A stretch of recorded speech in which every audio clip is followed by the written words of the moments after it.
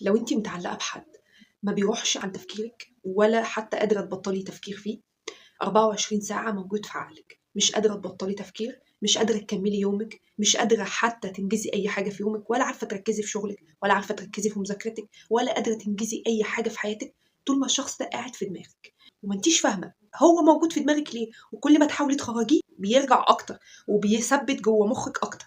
كل ما تحاولي تفكي التعلق اللي بينك وبينه تلاقي نفسك بتتعلقي أكتر.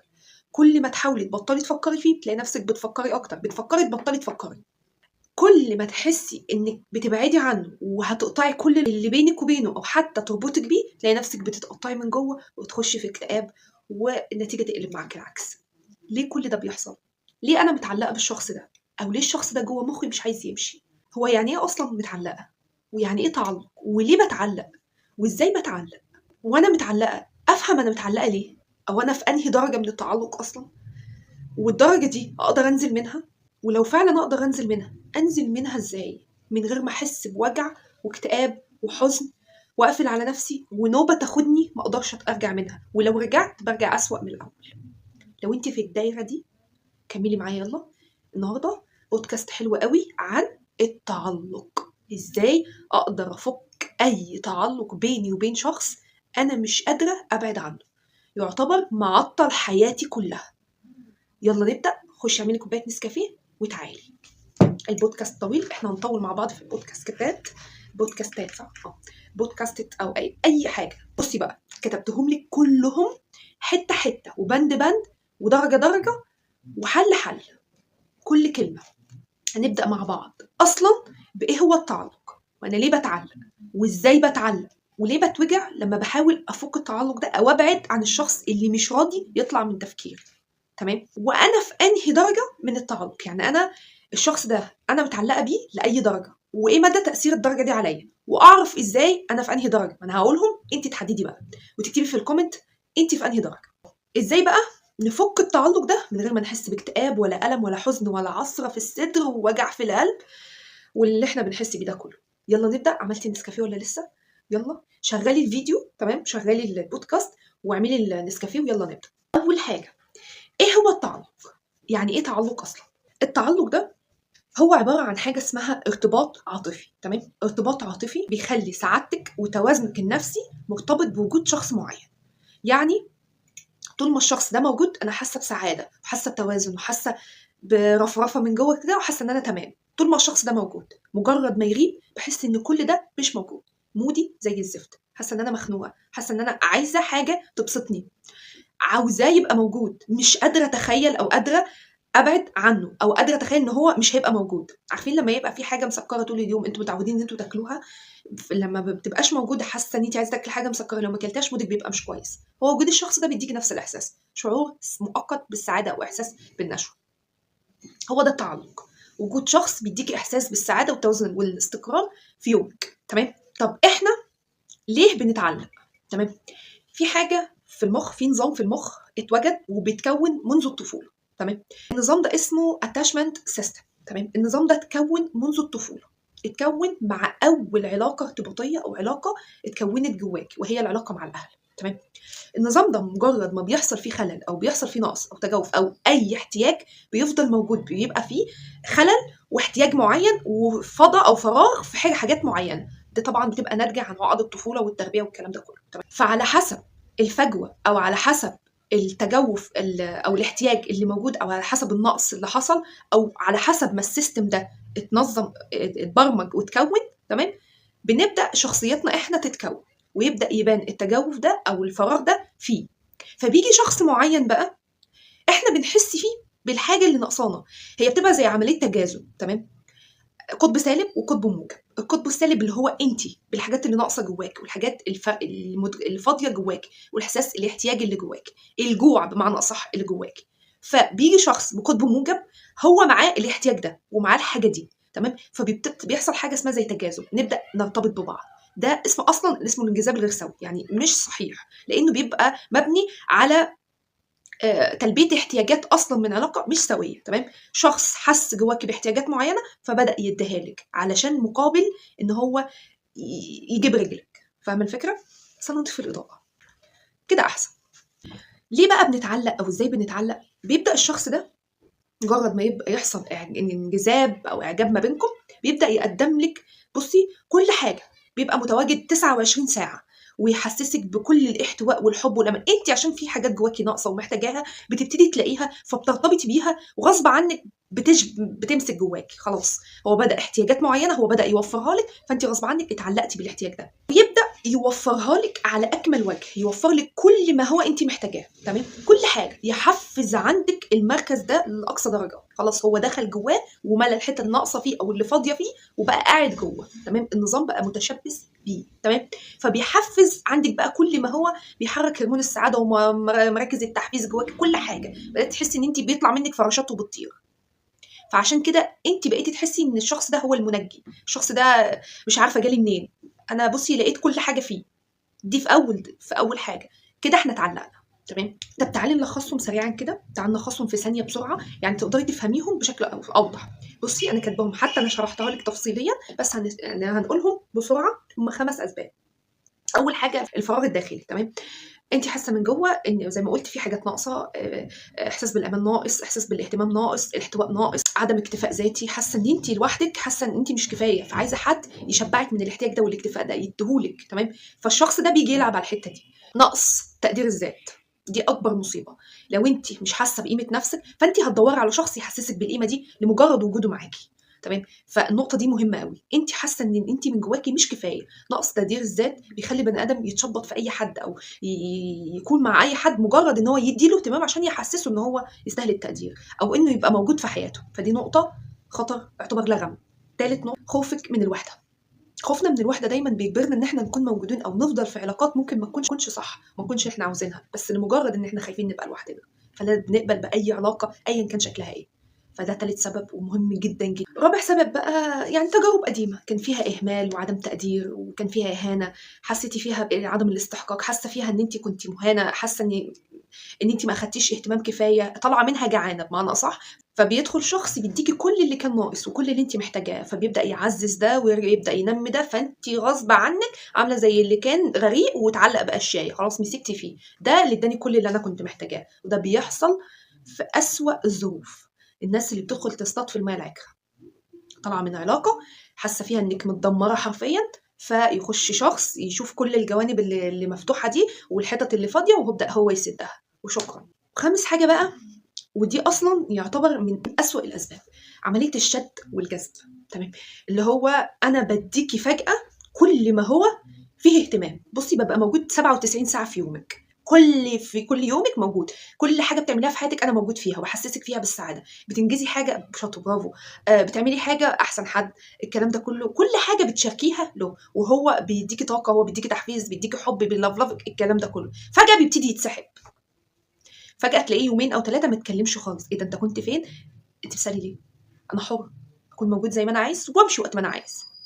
عمليه الشد والجذب. تمام، اللي هو ابقى موجود واشبعك اهتمام ولفلفه واسحب نفسي تدريجي. انت اصلا بتبقي في الوقت ده حاسه انك روحك بتمشي معاه، ان خلاص انت غصب عنك اتعودتي على وجوده، هو شبعك من وجوده بقى خلاه جزء اساسي في يومك. ما انتيش قادره تعتمدي على نفسك في في نوع من انواع الاكتفاء الذاتي او التقدير او تدي نفسك كفايه من اللي جواكي غير اللي بتاخديه منه.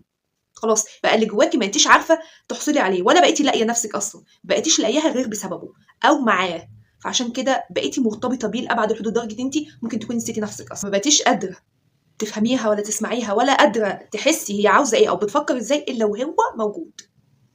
فدول اكتر 5 اسباب نقدر نقول احنا بنتعلق بسببهم. راجعي جواكي كده شوفي انهي سبب من دول انت بتحسيه جواكي ولقيتيه مع الشخص اللي انت مش قادره تخرجي من الدايره بتاعته. النقطه الثالثه بقى واهم نقطه، تعالوا نفهم احنا ازاي بنتعلق. احنا كده عرفنا ليه بنتعلق. انا بتعلق دلوقتي بالشخص ده ليه؟ تمام، او ايه اللي جوايا خلاني غصب عني هو مسك جوايا وانا مسكت فيه او شبطنا في بعض ومش قادرين نفك التعلق ده ليه؟ عشان النقط دي بتكون جواكي. تعالي بقى نفهم ازاي التعلق ده بيحصل. تمام، او الميكانيزم دي بتبدا، العمليه دي بتحصل ازاي؟ تمام، او الدايره دي بتشتغل ازاي؟ نشغل الاضاءه عشان بصي يا ستي، التعلق مش بيحصل بشكل مفاجئ. يعني انا مش شفته النهارده تاني يوم بلاقي نفسي اتعلقت بيه، لا، هو بيبدا تدريجي عامل زي المرض بالظبط، زي السرطان حرفيا. بتبداي بيبدأ بخلايا بسيطة بسيطة بسيطة بسيطة، وبعد كده بتبدأ هي تنمو، في حاجات بتخليها تنمو، حاجات بتخليها تشتغل أكتر، فبتبتدي تتشبث وتلاقي مكان بقى تشبط فيه، تمام، على حسب ضعف المكان ده، عدم قدرته الدفاع عن نفسه، فبتروح شابطة فيه، تمام، أو أكتر مكان ضعيف بتشبط فيه، لكن هي موجودة، تمام. طيب اتوجدت إزاي؟ بيبدأ بإعجاب بسيط كده، تلميحات بسيطة جدا، تلاقي نظرات متبادلة، إعجاب، بعد كده بتلاقي اهتمام متبادل. فاهمة أنت الموضوع ده؟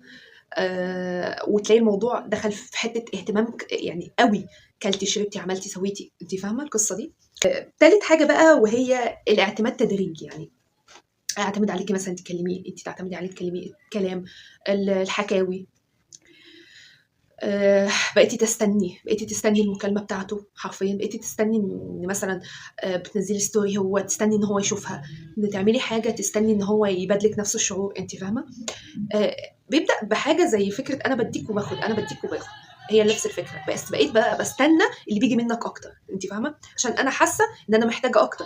ف يا سلام بقى لو هو فاهم شوية ويقدر يديكي ويديكي أكتر، وبعد كده يروح شادد من ساحب نفسه، زي عملية الشد والجذب اللي بقولك عليه، خصوصا لو مع حد فاهم، هتتكفي على وشك. بعد بقى ما لقيت الموضوع ده اللي هو انا بدات انا مستنيه منك كل حاجه، مستنيه ان تتكلم، مستنيه تحكي، مستنيه حتى المكالمه، مستنيه مثلا تشوف الستوري بتاعي، تشوف اي حاجه انا بعملها علشان احس بالسعاده، لان السعاده جوايا اتربطت بوجودك، السعاده اتربطت بيه، فغصب عنك ما بقيتيش قادره تحسي باي تحفيز في يومك او اي حاجه حلوه في يومك انت بتعمليها الا لو كانت مربوطه بيه، او بكلام منه، او بتحفيز منه، او باي حاجه منه، غصب عنك. ومن هنا بقى بتخشي في انيل نقطه، وهي خوفك انك تفقديه. يعني انا بدات احس بالسعاده بوجودك، فغصب عني خايفه ده يروح، خايفه انك ما تكونش موجود، فمش هقدر احس بالسعاده. فبقيتي بقى، والنقطه الاسوأ اللي بعد منها، بدأتي تتنازلي عن حاجات كتير جدا علشان بس يكون موجود، بقيتي تتقبلي أي حاجة ممكن تحصل، حتى لو إهانة، حتى لو تنازلات عن نفسك، عن مبادئك، عن أي حاجة، عشان بس يفضل موجود، وهو بيكون عارف إن أنت وصلتي للمرحلة دي، فيبدأ هو يشتغل عليها، إن أنت بدأتي خلاص كل حاجة بقت مربوطة بيه، فغصب عنك خايفة إن هو يمشي والحاجات دي كلها ما تبقاش موجودة وياخدها معاه، فبيبدأ يلعب على النقطة دي كويس قوي. فجأة بدأت تلاقي نفسك بتتنازلي عن حاجات كتير جدا، واولهم عن نفسك. ولما تكتشفي ان حجم المصيبه اللي حصلت او مدى الاذى اللي بقيتي فيه، وحجم المشكله او حجم التنازلات اللي انت وصلتي له، بقيتي ما انتيش عارفه ترجعي زي الاول، خلاص فات الاوان، لا بقيتي قادره ترجعي اللي فات، ولا حتى قادره تصلحي اللي موجود، ولا تسيبي اي حاجه وتمشي، لقيتي نفسك متعلقه. تعالي بقى نعرف إحنا واقفين عند أي درجة من التعلق. إحنا كده عرفنا إن إحنا متعلقين. طيب متعلقين لأي درجة، وأنا واقفة فين؟ تمام؟ والدرجة دي بتأثر تأثير قد إيه على حياتي؟ أول درجة، دي الدرجة الأولى، وده بيكون التعلق اللي هو بنسبة بسيطة جدا، وده يعني بسيط تقدري تتعاملي معاه. الدرجة دي بيكون فيها التعلق مش بيأثر على حياتك بشكل مباشر، يعني هي مجرد أفكار بس عن الشخص ده بتراودك من بين الحين والآخر كده، لكن مش بتأثر على نفسيتك قوي، ولا بتوصلك لدرجة الانهيار إنك ما تقدرش تفكري في أي حاجة تانية وتوقفي حياتك، لا هو مجرد أفكار بتيجي وتروح، حاجات كده بتحسي إن هو لو مش موجود بتغير شوية من مودك، وتحسي بألم في صدرك وإنك مخنوقة وحزينة والكلام ده كله. فدي أول درجة، ودي علاجها برضه سهل يعني بسيط. تاني درجة، وده اسمه التعلق الماضي، دي بقى اللي بيبدأ فيها التأثير أو الغياب، الشخص ده بيبدأ يأثر على حياتك، تبدأي تحسي إن حياتك مش متظبطة، يومك كله متوقف على نظرة منه أو كلام معاه أو مكالمة منه، تلاقي حياتك متوقفة على، يخلي حياتك مش قادرة، يعني ما بين التذبذب كده، إن أنت شوية مش عارفة تتحكمي في مشاعرك أو طاقتك النفسية بسبب غيابه، وشوية بتحاولي وتجاهدي عشان تكملي وتستمري في حياتك، ده التعلق المرضي. ولكن مجرد انك تحاولي تقطعي اي حاجه بتحسي باكتئاب وخنقه، ممكن توصلي للانهيار اللي بيخليكي توصلي للشلل في التفكير، مش قادره تحللي ولا عارفه تفكري، يعني بيوصلك لدرجه ان انت مش قادره تحللي اللي بيعمله، دماغك وقفت، مش قادره تفكري، ده التعلق المرضي. تالت درجه بقى، الدرجه دي بقى هي اللي بيكون فيها التاثير قوي جدا على حياتك، يعتبر الشخص ده لو غاب، يعتبر الشخص ده اصلا تحس ان هو محور كونك، هو المحرك الاول لشغفك وطاقتك وراحتك النفسيه. لو غاب، لا حياتك بتتاثر بشكل كبير، ما انتيش قادره تعملي اي حاجه في حياتك، خلاص مجرد غيابه كأن حياتك فقدت الطعم واللون والريحه، ومجرد ما غاب بتخشي في اكتئاب موحش ما بتقدريش تخرجي منه الا لما يرجع تاني. وده بقى اللي هو بيكون درجة الإدمان. خلاص، زي جرعة بالظبط، مجرد ما بتاخدي الجرعة بتاعتك بتحسي ان انت في احسن حالاتك والدنيا تمام، مجرد ما غاب ما بتقدريش تفكري، حياتك كلها واقفة، حتى مش قادرة تطلعي من الدايرة دي. اكتئاب موحش واعراض انسحابية، والدرجة دي يعتبر من أسوأ الدرجات اللي ممكن حد يمر بيها، لان دي بيكون فيها نوعية من نوعية الإذلال الذاتي. يعني بتحسي ان انت ممكن تعملي اي حاجة علشان يفضل موجود. عارفين المدمن اللي بيكون ممكن يعمل اي حاجه في الدنيا بس علشان يلاقي فلوس يجيب الجرعه بتاعته؟ ممكن يعمل اي حاجه، ممكن يقتل، يموت اي حد علشان بس يحصل على الجرعه بتاعته. هي نفس الفكره، ممكن توصل لدرجه انك تفقدي نفسك اصلا علشان بس يفضل موجود في حياتك. ازاي بقى نقدر نفك التعلق ده؟ يعتبر دي اهم مرحله. انا عرفت دلوقتي انا في انهي درجه، تمام، وعرفت مدى الالم اللي انا واقفه عليه. ازاي بقى اقدر افك التعلق ده بطريقه يعني لا تدخلني في اكتئاب ولا تحسسني باعراض انسحابيه تخليني افقد السيطره تماما على نفسي وارجع من اول وجديد في نفس الدايره؟ اطلع منه بتكنيك مناسب كده وعلاج سلوكي مناسب اقدر افك بيه التعلق ده، اتحمل شويه، تمام، علشان اقدر اوصل لنتيجه اقدر احافظ بيها على اللي فاضل مني، من طاقتي ومن نفسيتي من شخصيتي اصلا. تمام. هما 4 مراحل، كل مرحله منهم مبنيه على الثانيه. يعني لو عملتي الاولى وسبتي الثانيه وكملتي في الثالثه مش هتكمل العلاج، مش هتحسي ان هو ناقص، في حاجه ناقصه وفي حاجه غلط. لو عملتي الثانيه وما التزمتيش بالاولى مش هتحسي ان النتيجه تمام، هتحسي ان كل حاجه ناقصه. كل مرحله منهم مبنيه على الثانيه، فلو نقصت واحده العلاج عمره ما هيكمل، وهتحسي ان اللي انت بتمر بيه في حاجه ناقصه رجعتك للدايره من اول وجديد. اول مرحله وهي مرحله السلوكيات، مرتبطه بسلوكك انت. تمام، احنا قلنا 4 مراحل، كل مرحله بتتبني على الثانيه. تمام، زي فكره معادله، ما ينفعش ده من غير ده، ده من غير ده مش هتتم التفاعل، لازم واحد على واحد. اول مرحله مرتبطه بسلوكياتك. اول حاجه ببدا اعملها بقطع اي حاجه تربطني بالشخص اللي انا متعلقه بيه. تمام، ابطل مراقبه، ابطل اتصال، ما استناش اتصال، اقطع اي حاجه ممكن ترجع في تواصل بيني وبينه، ابطل الاغاني الحزينه، ابطل المود الحزين اللي يفكرني بكل حاجه كانت بتحصل ارجع الف في اول وجديد لدايره من تاني. كل ده انا بقطعه علشان ما ارجعش لاول الخط. تمام، انا بمشي دلوقتي ان انا بدات بطلت اراقبه، قطعت كل حاجه، الاكونتات الفيك قفلتها، عملت بلوك ما ارجعش افكه، قفلت كل حاجه اقدر من خلالها ان انا ابص عليه واشوف هو بيعمل ايه في حياته، لان طول ما انا ببص انا مش هقدر افك التعلق ده، ان انا مستنيه خبر معين، انا لسه في حاجه جوايا مرتبطه بيه بفضل متابعاها عمري ما هفكها. تمام، طول ما انا برجع ابص يعتبر برجع للخط من اول وجديد. فاول حاجه اقطع الاتصال. تمام، تاني حاجه ما فيش اي صله تواصل ولا كلام بيني وبينه، اقطع اي كلام ممكن يبني فرصه اصلا ان احنا نرجع نتكلم من اول وجديد، وده تمام، عشان فكره ان احنا بنعمل بلوك يومين ونرجع نفكه نتكلم، بس مجرد ندي فرصه ان احنا نتكلم ترجع الدايره من اول وجديد. الاغاني الحزينه اللي بترجع المود من اول وجديد وتعيشنا في الدايره من اول وجديد، دي اكبر مشكله، هتلاقي نفسك بقى يعني دخلتي في المود اكتر والحزن اكتر وبدات تجدد عليكي كل حاجه من جديد. تمام، انا دلوقتي بدات اشيل حاجه بحط مكانها ايه، انا شلت الحاجه اللي تخصه ادخل الحاجه اللي تخصني انا، هصب تركيزي كله على الواقع بتاعي انا. تمام، ابص على حياتي بشكل واقعي شويه، اشوف انا بعمل ايه في حياتي، ابدا اركز على نفسي، اهدافي، شغلي، ارجع الصله اللي انا اتقطعت عنها واتقطعت بالنسبه لي خالص، بداتش اصلا بقيت منفصل عنها وعن حياتي بشكل واقعي كده، ابص حواليا، شوف اللي وقع مني، اللي راح مني، اللي انا اصلا نسيته وقطعت الصله بيه، وابدا ادخل ايه. انا شلت الاتصال والكلام والصله بيني وبينه والتواصل بيني وبينه، ابدا ادخل ايه. اول حاجه شغل، لو انت كنت بتشتغلي ولقيتي شغلك قصرتي فيه جدا ومبقيتيش مركزه فيه، ارجعي اوصلي شغلك من اول وجديد وركزي في شغلك، حطي اهداف في شغلك، اهداف تخلي تركيزك كله هنا مش في حته تانية، تخلي عندك وقتها يعني الاهداف دي تخلي جواكي، تبني جواكي طموح واحلام، تلاقي نفسك غصب عنك بتلتزمي بيها وبتسعي بيها. لو ما عندكيش شغل شوفي المذاكره بتاعتك، شوفي دروسك اللي انت اهملتيها، كل ده هيبقى صعب في البدايه وده طبيعي. اوعي تحسي بمجرد الالم والحزن والخنقه ان انت ماشيه في طريق غلط، ان انت خلاص، ده احساس عادي جدا، لان اللي كان بيديهولك احنا بنشيله، تمام، وبنعوضه بحاجه تانية، فطبيعي تحسي بالمرحله الانتقاليه في الم وخنقه وضيق من جوه وعصره في الصدر، ده طبيعي، ما تنساقيش وراه وتجري وراه. اخر حاجه بقى ورابع حاجه واهم حاجه تفريغ الطاقه. تمام. في الوقت ده هتلاقي بتراودك طاقه سلبيه ما بين الحين والاخر كده، حزن وطاقه مش قادره تفرغيها، لو تراكمت جواكي ممكن تشدك لاكتئاب وتخنقه. ففي الوقت ده دوري على اي حاجه كمصدر لتفريغ الطاقه، جيم مثلا، رياضه، جري، اي حاجه. بتحبي الرسم ارسمي، بتحبي اي حاجه تفرغي فيها طاقتك اعملي كده. اعملي اي حاجه تخلي الطاقه اللي جواكي اللي بتتراكم بسبب بعدك عنه تطلع. انت هتحسي وقتها ان مفيش حاجه زي جبل على صدرك او هم جواكي، كل ده بيروح صدقوني وبيجيب نتيجه. تاني مرحله بقى مبنيه على المرحله اللي قبلها، اسمها المرحله الشعوريه. يعني ايه؟ يعني انا ما بطلت اراقبه وبطلت اتصل وبطلت استنى منه مكالمه وبطلت الاغاني الحزينه اللي بترجعني المود الحزين من الاول وجديد وترجع تعيد عليا الذكريات من اول وجديد. صبيت تركيزي وطاقتي كلها على حياتي وعلى شغلي وعلى اهدافي. الطاقه اللي بتتكون وبتتراكم جوايا بدات افرغها، بدات اطلعها. مفيش حاجه جوايا بتتزحم وبتتراكم، مفيش حاجه بتتكون جوايا. المرحله اللي بعد كده اسمها المرحله الشعوريه.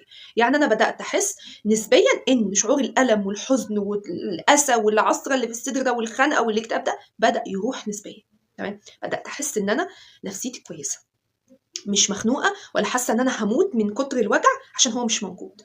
دي لازم هتبقى بعد المرحله اللي بعدها على طول. لو المرحله الاولانيه ما اتوجدتش وما تمتش بشكل صحيح ده مش هيحصل. انت مش هتحسي ان انت بتتعافي نسبيا كده وتحسي ان نفسيتك اتحسنت، بالعكس هتلاقي نفسك محشوره في نفس الدايره. بس التفكير فيه مش هيروح، هيبدا يجي وبرضه هيكون، خلي بالك الافكار هتبدا تراودك بشكل حاد، يعني هتفضل تيجي كتير وعادي. هتلاقيه انت حسيتي ان انت اتحسنتي من جوه ولكن مخك ما بطلش تفكير، عمال كل شويه يجي ينط في عقلك. عادي، ده عادي. هي دي اصلا اسمها مرحله شعوريه. اللي بيجي بعدها يا ستي بقى هي رقم 3، المرحله الفكريه. انا دلوقتي شعوري اتحسن، نفسيتي اتحسنت، عقلي هيبدا يستجيب لده. تمام. ببدا ان انا تركيزي واهدافي وخططي اللي انا حطاها وطاقتي اللي انا ما بسيبهاش تتكون جوايا، لما مشاعري بقى بدات تتحسن وتتغير وحسيت ان انا بدات ارتاح نفسيا غصب عني، هلاقي الشخص ده والتفكير فيه بدا يروح تدريجي. ما بقتش افكر فيه زي الاول، ما بقاش يجي في مخي 24 ساعه زي الاول. بدات احس ان انا بفكر فيه حاجات بسيطه كده في اليوم. غصب عني مخي بيبدا يهدى لان انا نفسيتي بتتحسن، لان انا ما بقتش اصلا فاضيه افكر فيه. فبقى التفكير فيه او اي حاجه تخص الشخص ده بدا بتروح وتيجي كده، يعني يعتبر بتتلاشى، بتروح وبتيجي من بين الحين والاخر، لكن ما بقتش موجوده بصفه مستمره زي الاول. اخر مرحله بقى ودي اللي مالكيش يد فيها. تمام. لان انت لو عملت الاولى صح والثانيه صح والثالثه صح الرابعه هتيجي لوحدها، وهي اسمها المرحله اللا شعوريه. يعني من غير ما احس، ماليش دعوه بيها، هي لا شعوري. يعني لا واعي، بتيجي لوحدها. لما بدات اسيب كل حاجه ممكن ترجع التواصل بيني وبينه، السلوكيات مشيت عليها بشكل مظبوط، الاحساس من جوه بدات ان انا اصب تركيزي وهدفي على حياتي، فبدا احساسي يتحسن وبدات افرغ طاقتي، فبدا احساسي يتحسن، نفسيتي تتحسن، بعد كده افكاري بدات تتحسن، بدات اركز على حياتي غصب عني. هلاقي في المرحله اللاشعوريه دي الشخص ده بقى مبقاش يجي في بالي خالص، بدات احس ان انا بقيت احسن. في المرحله دي بالذات لو مشيتي على الثلاثه التشافي بيتم بشكل سليم، بتحسي ان انت بقيتي كويسه. تمام. لكن هو بيفضل يجي ويروح في خيالك وفي بالك. ده مش معنى ان هو لسه موجود، ده دي بقايا بس لسه موجوده جواكي متناثره كده، اللي هي بتروح وتيجي بقايا منه، لكن مش معنى ان هو موجود. لو سمعت ليها هرجع في الدايره من اول وجديد. فانا عارفه ان انا بدات خلاص اتحسنت وحاسه ان انا نفسيتي كويسه وبدات اركز في حياتي. هل معنى كده ان هو مش بيجي في خيالي؟ بيجي، بس بيجي امتى بقى؟ بدل ما كان بيجي 24 ساعه في 24 ساعه، بعد كده بدا يقل، مثلا بيقل يقل يقل لحد ما بقى بيجي في بالي مثلا مره في الاسبوع، مرتين في الاسبوع، مش احسن من طول اليوم 24 ساعه. ففي المرحله دي عادي ان هو يروح ويجي في خيالك او في تفكيرك عادي، ان هي في بقايا جواكي بتبدا ايه، يعني بتقولي انا موجوده بس هتروح. وبصي بقى فتره التعافي نفسها انا ما اقدرش احددها لك، ان هي بتتوقف على عاملين اتنين. اول عامل درجه التعلق عندك، انت متعلقه لاي درجه. تمام. فهتخفي امتى او هتحسي انك تعافيتي امتى. تاني عامل وهي نسبه التزامك بالاربع مراحل. يعني انت التزمتي بايه وعملتي ايه واخدتي الموضوع بشكل صارم ولا لا. لو اخدتيه بشكل حازم وصارم، لو انت في المرحله الاخيره اي نعم هتتمزعي من جوه بس هتطلعي منها مهما كنتي، بس تتحملي. وعلى قد ما تلتزمي وتحطي اهداف في حياتك تعزز التقدير الذاتي جواكي وتحسن الاكتفاء الذاتي عندك وتحسسك بكونك انت بشخصيتك انت بانت، مش هو، مش انت بيه، لا انت بنفسك. كل ما بتعززي دول انت بتطلعي من الدايره بتاعته وانت سليمه مش متقطعه. فاللي تشتغلي عليهم انت دول، انت اهدافك، طموحك، احلامك، تركيزك، شغلك. تعرفي ان قيمتك مش بوجود شخص، قيمتك بوجودك انت، قيمتك باللي جواكي، بعقلك، بتفكيرك، بشخصيتك، بطاقتك، بكل حاجه بتعمليها في حياتك. قيمتك مش مرتبطه بوجود شخص، اللي بيجي ويروح حاجات عابره، اشخاص ممكن مش بيضيفوا لقيمتك حاجه، بل بالعكس انتوا علاقتكم انتوا الاتنين بتضيفوا لبعض فيها، مش شخص بيكمل التاني. لان معنى ان هو بيكمل حاجه ناقصه جواكي فدي علاقه غير سويه. فكره بقى ان احنا نكون واعيين بالنواقص الداخليه او بالحاجات اللي احنا عارفين ان هي سبب في وجود التعلق ده او سبب في وجود الفجوه اللي جوانا دي، هي لوحدها اللي هتفك التعلق ده او هتعالجنا؟ لا، هي مش لوحدها كفايه، لان الوعي بالمرض عمره ما هيكون سبب اساسي في علاج المرض. هو حاجه زي انا عارفه انا عندي ايه، تمام؟ هل معنى كده ان انا هخف؟ زي مثلا الناس عندها بعيد الشر يعني عنكم، اللي بتبقى عندها كانسر، لما بتعرف ان هي عندها كانسر، هل معنى ان لما عرفت وعملت تحاليل واشعه وعرفت قوته ايه وهو موجود فين وحميد ولا خبيث وعرفت كل حاجه، هل معنى كده ان هو هيخف؟ لا، انا بقيت واعيه وفاهمه انا عندي ايه وواصله لاي درجه.